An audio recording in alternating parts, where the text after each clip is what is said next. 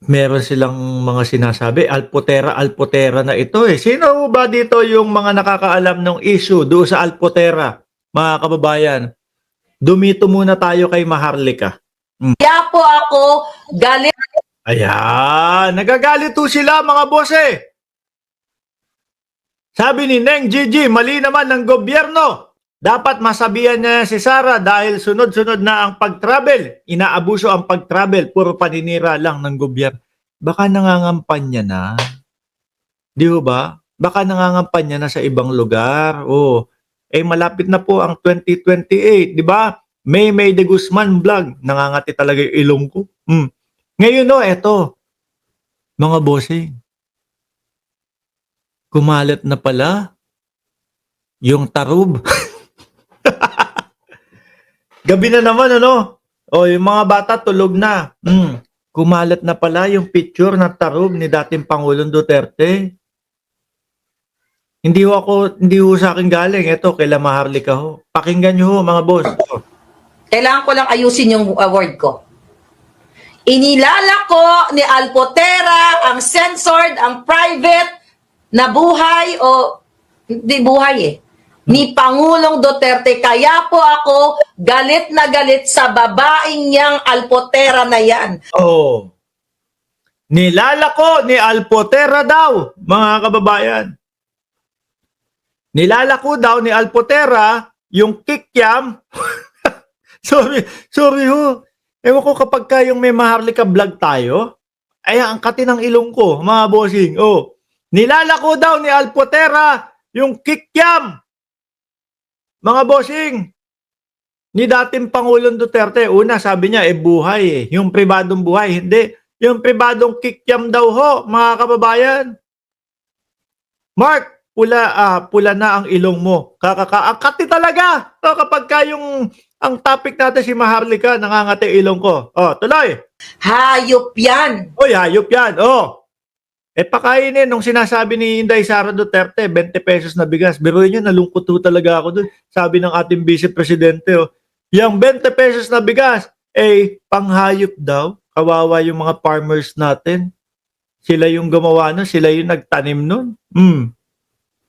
Tapos sasabihin, panghayop daw po. O, game! Pinakita niya sa kanyang mga gadget. Pinakita sa mga gadget. Sa kanyang mga laptop, ganyan niya babuyin ang Pangulong Duterte. Gusto namin makita yan! Bakit? Wala lang. Curious lang ako. Ano? Curious lang ako eh. Pero hindi ho ako kagaya ni Roque. Gusto makita yung katawan ni Kumbaga, curious lang tayo. Di ba? Talay. Now ngayon, sino?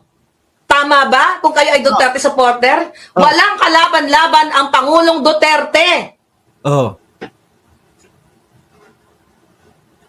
Iba-ibang setup, mayroong sa CR, may sa kama, may kung ano-ano. Iyaya ka nga, di ba? Aba, dami. Meron sa CR. May kikiam sa CR.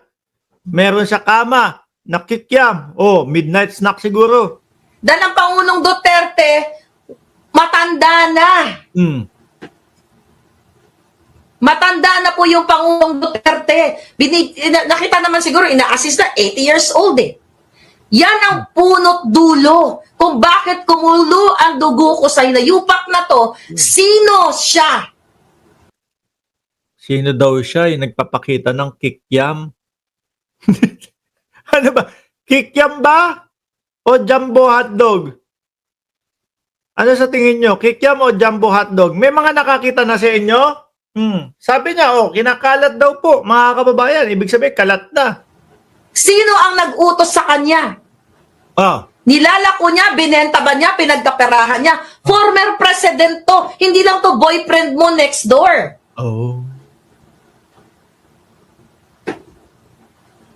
Yes. Tuloy tuloy. Ang tagal mo magkwento. Wawa si Pangulong Duterte at pinapalabas ngayon ng Team Alpotera na they're okay with the Dutertes. Hindi kayo aawayin ni Inday. Walang ganon. So yung mga private moments ni Pangulong Duterte po na yun ay para sa private yun eh. Oh. In-invade ni Alpotera, meron sa CR, meron sa kung saan-saan na ipinakita sa amin. Naku po, ay, nakita na ni Maharlika. No? Ay, patingin niya, ano nyo na, ilabas nyo na, para may views kayo. Nako, alam naman namin na views din ang gusto ninyo, di ba? O, kapag ka nilabas nyo yan, ay. Malaki views niya, Maharlika, malaki kita mo, malaki kita mo niyan. O, views para sa kick yan, para sa views. Hindi, curious lang ho ako mga kababayan. Ha? Ganyan kababoy ang babaeng ito na nagpapanggap na siya ay mahal na mahal ng pamilyang Duterte. Oo. Pinipicturan niya ang mga bagay na hindi dapat picturan. Oo. Ano kaya itsura nun? Ano? Yung iba sinasabi, kuluntoy na yon. No, yung iba kulubot na yon. Sabi ni Just Monet. Pero may something din yan. Kay J.E. ha? Parang gusto din sumikat. Sino yung J.E.? Sino yung J.E.? Hindi ko kilala yung J.E. Pakilinaw, sino J.E. Tuloy! Ipinagkakalat niya sa kanyang mga amiga, pinapakita niya, may witness ako dyan. Oh. Si Alpotera, yung J.E. Ngayon, no, may nakita ko dito, mga bossing. No? May nakita ko dito. Tama ho ba? Ito, tanggalin na natin, wala namang silbi ho yung pinaka-music. Tama ba ito yung yung sinasabing Alpotera?